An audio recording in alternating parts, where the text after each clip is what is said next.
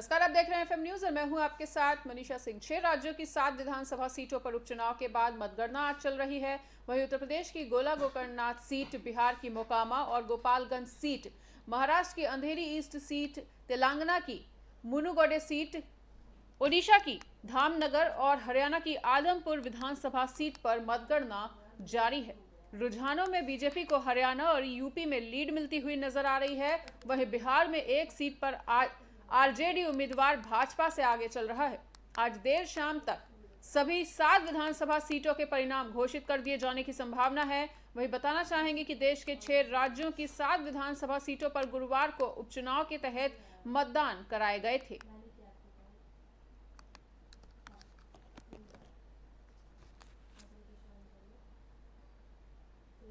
तो आप कहेंगे कि कई जगह पर बीजेपी आगे चल रही है। वहीं 7 विधानसभा सीटों पर मतगणना जारी है। आज शाम तक नतीजे घोषित कर दिए जाएंगे।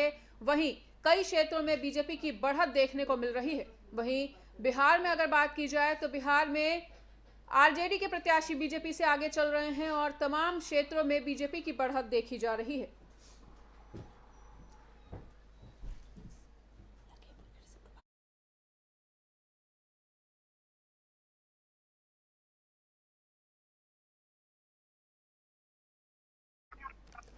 और इसी पर अधिक जानकारी के लिए लखीमपुर से प्रभाकर हमारे साथ जुड़ने जा रहे हैं। तो प्रभाकर, किस तरह की तस्वीर देखी जा रही है इस वक्त? कितना उत्साह मतगणना को लेकर और चुनावी नतीजों को लेकर? देखिए, बिल्कुल आपको बता दूं कि जो है यहाँ पे 17 राउंड पूरे हो चुके हैं और 17वें राउंड में जो है बीजेपी जो है वो 23,000 वोट से आगे चल रही है। तो कहीं ना कहीं ये देखा जा रहा है कि बीजेपी को बढ़त बिल्कुल दिख रही है। तो हम आप बताना चाहेंगे कि जो इस बार जनता है, जनता ने बीजेपी को देखा है, ना कि उनके मुद्दों को देखा है। कई सारे मुद्दों गोला विधानसभा क्षेत्र में थे, जैसे कि छोटी काशी का मुद्दा था, आवारा जानवरों का मुद्दा था, बाढ़ गठान का मुद्दा था। तो कई मुद्दे थे, तो उनको जनता ने नकारा है और सीधे योगी जी को वोट दिया है। हमारे साथ एक आध यहाँ पे लोग भी खड़े हैं, इनसे भी बात है। वरिष्ठ पत्रकार हैं हितेश जी, इनसे बात करते हैं। क्या लगता है इस बार क्या लगता है जनता ने क्या देख के दिया है? वोट तो पूरी तरीके से का जो रुझान दिख रहा है वो योगी जी की तरफ ही दिखा है, क्योंकि कई सारी समस्याएं थी यहाँ पर और जिनको नकारते हुए जनता ने सीधे सीधे जो रुझान आ रहे हैं उससे तो एक तरफा बिल्कुल पहले राउंड से जो लीड ली है भाजपा प्रत्याशी ने, वो अभी 17वां राउंड ऑफिशियल घोषित हो चुका है, उसमें भी वो लगातार लीड बनाए हुए हैं। लगातार अब 17वें राउंड की बात की जाए तो 23,716 वोटों से भाजपा आगे चल रही है।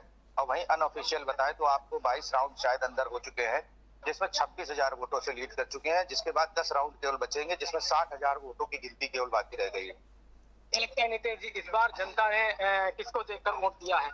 जनता ने कहीं ना कहीं जो है, एक तो मुख्यमंत्री जी ने जो जनसभा करी उसमें छोटी काशी को जो है कॉरिडोर बनाने की जो घोषणा करी है, और दूसरी बात करने का पेमेंट की समस्या थी, उस पर भी उन्होंने कहा कि नया सत्र शुरू होने से पहले ही पिछला भुगतान करा दिया जाएगा। तो कहीं ना कहीं ये दोनों मुद्दे जो है, हमें लगता है कि जनता ने उन पर विश्वास किया और उनको वोट दिया, ताकि क्योंकि कॉरिडोर बनेगा, रोजगार बढ़ेगा, सौंदर्यीकरण होगा, टूरिस्ट बढ़ेगा, तो उससे लोगों को रोजगार मिलेगा। कहीं ना कहीं जनता ने इसीलिए भाजपा को अपना वो दिया है, जबकि सपा का माना जा रहा था कि कड़ी फाइट देंगे, लेकिन पहले राउंड से और ये 17 राउंड जो अभी तक ऑफिशियल बताए जा चुके हैं, किसी में भी सपा का प्रत्याशी आगे नहीं निकला है। इससे प्रतीत होता है कि कहीं ना कहीं जनता जो है पूरी तरीके से भाजपा के साथ नजर आती है। अच्छा, शुरू में क्या था, 21 वोट तो आगे, 33 तो आगे, चौथे राउंड में 41 तो आगे, तो एकदम से बढ़ा था बीजेपी ने, अब 23,000 की लीड पार कर ली है। तो इस पर आप क्या कहना? इस पर यह है कि कहीं ना कहीं देखिए, चूंकि अरविंद गिरी 5 बार के विधायक क्षेत्र में उनका दबदबा था, तो कहीं ना कहीं उनके साथ सहमति का वोट तो रहा ही रहा मन गिरी के साथ। और दूसरा, ये चुनाव पहले अरविंद गिरी अपने खुद चुनाव लड़ते थे और इस बार अरविंद गिरी नहीं थे, जिस बार भाजपा ने चुनाव लड़ा है। भाजपा और समाजवादी पार्टी के बीच चुनाव, पहले जो भी पार्टी कोई भी रहती हो, लेकिन उसका नाम अरविंद गिरी से जोड़ा है, अरविंद गिरी चुनाव लड़ते थे। लेकिन इस बार पूरी भाजपा उतार दी गई थी और इस बार भाजपा ने खुद चुनाव लड़ा था, ना कि अरविंद गिरी के बेटे थे, लेकिन चेहरा अरविंद गिरी खुद नहीं थे, इसलिए पार्टी ने स्वयं चुनाव लड़ा था। जिसका हमें लगता है कहीं ना कहीं फायदा भी होता दिख रहा है, क्योंकि उनके पिताजी जो है अभी चुनाव में हाल ही में जो हुआ था उसको 29,000 वोटों से जीते थे, जबकि अब जो अमन गिरी है ये हमको लगता है कि उस आंकड़े को भी पार कर जाएगा और 35 से 40,000 अभी तक जो लगता है रुझान उस हिसाब से 35 से 40,000 मतों से विजयी होते दिख रहे हैं। एक सवाल और जी आपसे करना चाहेंगे, जैसे 40 स्टार प्रचारकों की यहाँ पे सूची आई थी, 40 स्टार प्रचारक यहाँ पे आए, कई मंत्री आए, योगी जी खुद आए, तो क्या लगता है कि शुरुआत में चुनाव क्या कुछ बिगड़ा हुआ था? नहीं, मतलब अब भाजपा कोई भी चुनाव हल्के में नहीं लेती, हमें तो ये लगता है, क्योंकि इतनी कोई आवश्यकता नहीं थी यहाँ पर इतने स्टार प्रचारकों की। लेकिन कहीं ना कहीं आगे नगर निकाय का चुनाव है, 2024 का चुनाव है, प्रेजेंट में भी गुजरात में, हरियाणा में, इन सब जगहों पर चुनाव है। हमें लगता है कहीं ना कहीं इसीलिए कहीं से भी भाजपा कोई चूक ना हो जाए, इस वजह से उन्होंने ऐसा किया और 40 लोगों को उतारा, जिसको देखकर ही थोड़ा जनता में ये भ्रम था कि हो सपा मजबूत है लग रहा है, तभी भाजपा इतना, मतलब इतने बार बार डिप्टी सीएम आ रहे हैं, सीएम आ रहे हैं और मंत्री दिन रात घूम रहे हैं, गली गली घूम रहे हैं, तो इससे कहीं ना कहीं जनता के मन में एक ये बात आ गई थी शायद सपा का प्रत्याशी मजबूत है इसलिए भाजपा इतना प्रयास कर रही है। लेकिन फिलहाल नतीजे आने के बाद तो ऐसा नहीं लगता है कि सपा कहीं से मजबूत है। नितिन जी, आप वरिष्ठ पत्रकार हैं यहाँ पे, मैं एक सवाल आपसे और करना चाहूंगा, ये लीड अभी 32 राउंड है और यहाँ पे 18 राउंड हुए हैं अभी, जैसे कि अनाउंस हुआ ताजा अपडेट, तो ये लीड कितने तक जा सकती है अनुमान कर? जिस हिसाब से लीड चल रही है, हर राउंड में 1500 से 2000 तक की लीड बढ़ती जा रही है, इस हिसाब से अंदाजा ये लगता है कि करीब करीब 40,000 तक लीड पहुंचनी चाहिए। जी देखिए, बिल्कुल मैं आपको बताना चाहूंगा, ये हमारे साथ नितेश अग्रवाल जी थे जो यहाँ पे वरिष्ठ पत्रकार हैं और काफी जानकार हैं, अगोला विधानसभा क्षेत्र के भी जानकार हैं। तो इनका साफ कहना है कि जो बीजेपी है उसको लोगों ने बीजेपी को देखा और ना कि उनके मुद्दे देखे कि गाय का मुद्दा हो या आवारा जानवरों का मुद्दा हो या फिर छोटी काशी का मुद्दा हो या फिर बाल कटान का मुद्दा हो। जी बिल्कुल प्रभाकर, तो कहा जा सकता है कि जिस तरह से जो रुझान सामने आ रहे हैं, रुझानों में ये स्पष्ट तौर पर नजर आ रहा है कि कहीं ना कहीं इस क्षेत्र में बीजेपी का रास्ता साफ है।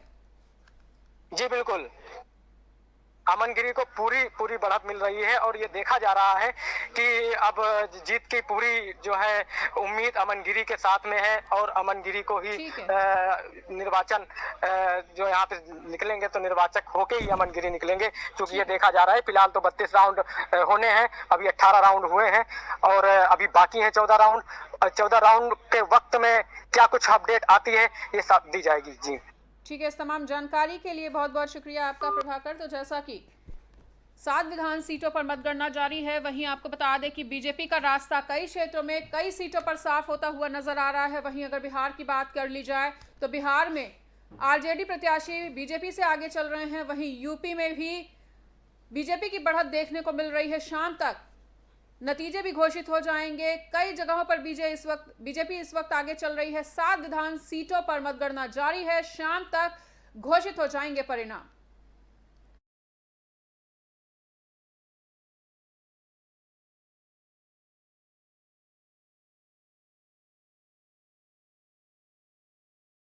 देश में लगातार प्रदूषण बढ़ता जा रहा है, तो वहीं दूसरी ओर पंजाब के भटिंडा में किसानों ने पराली जलाई है। बताना चाहेंगे कि पराली को आग लगाने के 50 मामलों को 3 नवंबर को रिपोर्ट किया गया।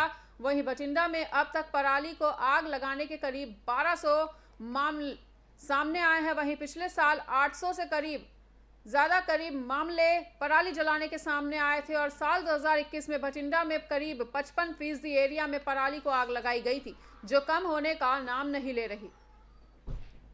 तो जिस तरह से पंजाब में पराली जलाई जा रही है, ऐसे में इस पर राजनीति भी काफी ज्यादा बढ़ती जा रही है। आपको बता दें कि भटिंडा में किसानों ने पराली जलाई है। प्रदूषण लगातार जिस तरह से बढ़ता जा रहा है, ऐसे में तमाम किसानों से पराली को ना जलाए जाने का अनुरोध किया जा रहा है, अपील की जा रही है। लेकिन फिर भी भटिंडा से ऐसी तस्वीरें सामने आई हैं और आपको बता दें कि पराली जलाना भी एक मुख्य कारण है कि जिस तरह से दिल्ली, एनसीआर, गुजरात, माफी चाहेंगे गाजियाबाद में जिस तरह से लगातार दम घोटू प्रदूषण बढ़ता जा रहा है, लोगों को सांस लेने तक में भी दिक्कत हो रही है।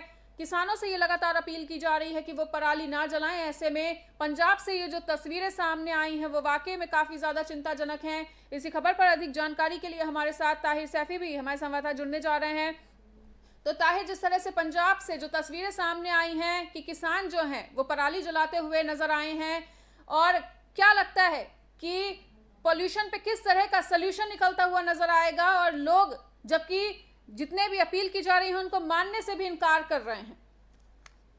बिल्कुल मनीषा, आपको बता दूं कि दिल्ली एनसीआर में जिस तरीके से घने प्रदूषण ने पूरी तरीके से एनसीआर के बादलों को अपनी चपेट में ले लिया है। आलम यह है कि लोगों को सांस लेने में दिक्कत के साथ साथ लोगों की आंखों में जलन हो रही है। अंदाजा इस बात से लगाया जा सकता है कि जैसे ही सर्दियां नजदीक आई है वैसे ही जो है अस्पतालों में लोगों की भीड़ साफ तौर पर देखने को मिली, और इसका मुख्य कारण माना जा रहा है कि दिवाली पर जिस तरीके से आतिशबाजी की गई, उसके बाद हरियाणा और पंजाब में किस तरीके से लगातार एक के बाद एक पराली जलाई जा रही है, और पराली जलाने के दौरान जो धुआं निकलता है वो पूरा दिल्ली एनसीआर में जो है रमता हुआ नजर आ रहा है। हालांकि इस पूरे मामले पर एक तरफ जहाँ राजनीति हो रही है तो दूसरी तरफ बीजेपी जहां आम आदमी पार्टी सरकार को घेरने में जुटी हुई है, तो दूसरी तरफ आम आदमी पार्टी के नेताओं का साफ तौर पर कहना है कि जिन लोगों के द्वारा ये पराली जलाने का काम किया जा रहा है उनके खिलाफ सख्त कार्रवाई की जाएगी, लेकिन जमीनी स्तर पर जो कार्रवाई है वो होते हुए नजर नहीं आती है।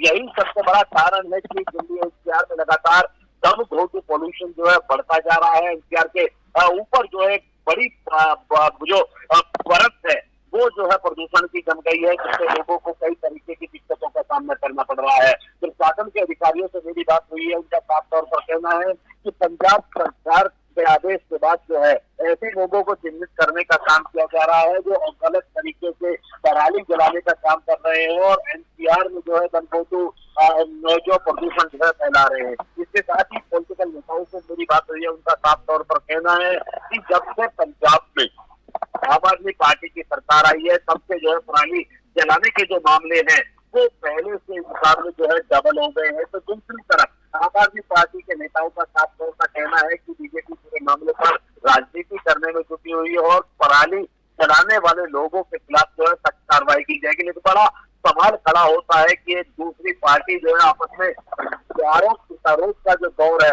वो लगा रही है, लेकिन जो आम आदमी की जो जरूरत होती है वो यहाँ देखने के लिए नहीं मिलती। आलम ये है कि दिल्ली एनसीआर के आसपास जो है बड़े पैमाने पर लाखों वाहन जो है रोजीना की सड़कों से गुजरते हैं। उन सड़कों पर जो चलने वाले वाहन है इनसे भी बड़े पैमाने पर जो है पॉल्यूशन होता हुआ दिखाई देता है। कुछ समय पहले की अगर बात की जाए तो कोविड के दौरान जब वाहनों को पूरी तरीके से बंद कर दिया गया था, लोगों को आवाजाही पर पूरी तरीके से रोक लगा दी गई थी, उस समय की अगर बात की जाए तो पॉल्यूशन पूरी तरीके से कंट्रोल में होता हुआ नजर आया था, क्योंकि तो लोगों के वाहन सड़कों पर दौड़ते हुए नजर आ रहे थे और ना ही खेतों में पराली जलाई जा रही थी। लेकिन जैसे ही लॉकडाउन खत्म होता है और लॉकडाउन के बाद एक बार फिर से सड़कों पर वाहनों की जो है कतार लग जाती है, पराली जलाने का दौर शुरू हो जाता है। जगह जगह पर जो इंडस्ट्रियल से निकलने वाला जो धुआं है वो होता हुआ नजर आ रहा है और यही एक सबसे प्रमुख कारण है कि दिल्ली एनसीआर में लगातार प्रदूषण का जो स्तर है वो बढ़ता जा रहा है। जब तक ऐसे लोगों को चिन्हित करने का काम नहीं किया जाएगा पॉल्यूशन का स्तर जो है वो बागतूर ऐसे ही बढ़ता हुआ नजर आएगा। बिल्कुल ताहिर, और जो पोल्यूशन ने पॉलिटिक्स तक का सफर तय कर लिया है, लेकिन जो तस्वीरें हैं और जो स्थिति है वो वाकई में काफी ज्यादा चिंताजनक है।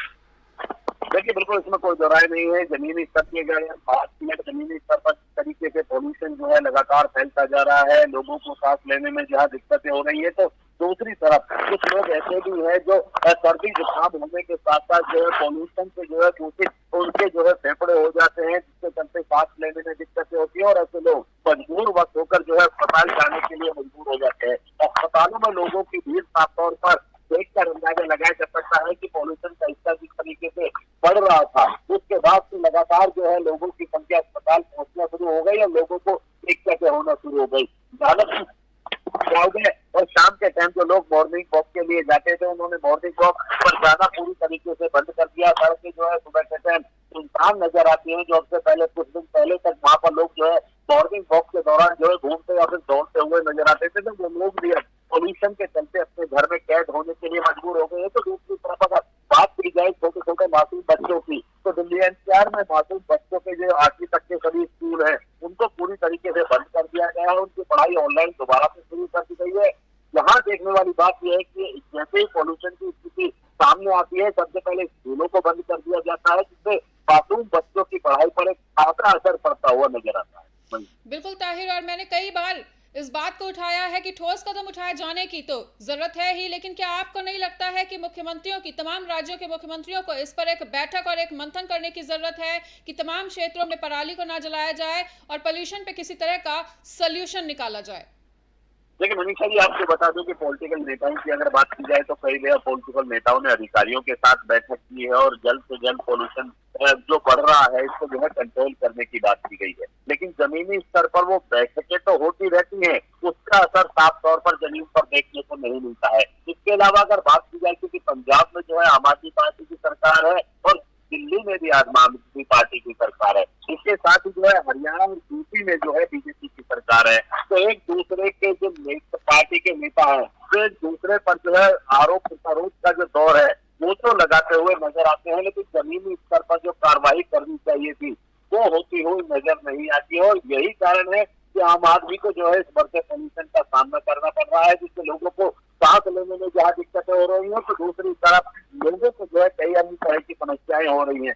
आलम इस बात से लगाया जा सकता है कि मासूम बच्चों को जो है घर से बाहर निकलने पर जो उनके परिवार वाले रोकते हुए नजर आते हैं, क्योंकि एनसीआर में जिस तरीके से प्रदूषण का स्तर बढ़ता जा रहा है उसका खास असर मासूम बच्चे और बुजुर्गों का सबसे ज्यादा देखने को मिलता है, क्योंकि इनकी इम्यूनिटी बहुत कमजोर होती है और आसानी से किसी भी बीमारी की चपेट में आ जाती है। बिल्कुल ताहिर, इस तमाम जानकारी के लिए आपका बहुत बहुत शुक्रिया। तो जैसा कि ताहिर ने भी तमाम जानकारियों को हमारे साथ साझा किया कि तमाम रणनीति बनाई जा रही है, तमाम बैठकें चल रही हैं, पर जमीनी स्तर पर अगर देखा जाए तो इसका असर होता हुआ नजर नहीं आ रहा है। बढ़ता प्रदूषण, जल रही है पराली। जी हाँ, जिस तरह से भटिंडा में किसानों ने पराली को जलाया है, ऐसे में जो स्थिति है वो और भी ज्यादा चिंताजनक बनती जा रही है, क्योंकि पराली जलाने के कारण और दीपावली के बाद से ही प्रदूषण का स्तर लगातार बेहद गंभीर श्रेणी में आ गया है। लोगों को सांस लेने में दिक्कत हो रही है, आंखों में जलन महसूस हो रही है। ऐसे में पॉल्यूशन पर जब सोल्यूशन निकालने की सबसे ज्यादा जरूरत है, तो पॉल्यूशन ने कहीं ना कहीं पॉलिटिक्स तक का सफर तय कर लिया है और लगातार जमकर इस पूरे मुद्दे पर अब राजनीति होती हुई भी नजर आ रही है। लेकिन फिर भी एफएम न्यूज आप सभी से ये अपील करता है कि जिस तरह से लगातार दिल्ली, एनसीआर, गाजियाबाद में पॉल्यूशन बढ़ता जा रहा है, ऐसे में घर से जब जरूरत हो तभी निकले और अगर निकलना भी हो तो मास्क लगा कर निकले, क्योंकि ये जो पोल्यूशन है, जो प्रदूषण है, वो लगातार आपकी सांसों पर वार कर रहा है, लगातार आपके लिए परेशानी का सबब बनता जा रहा है।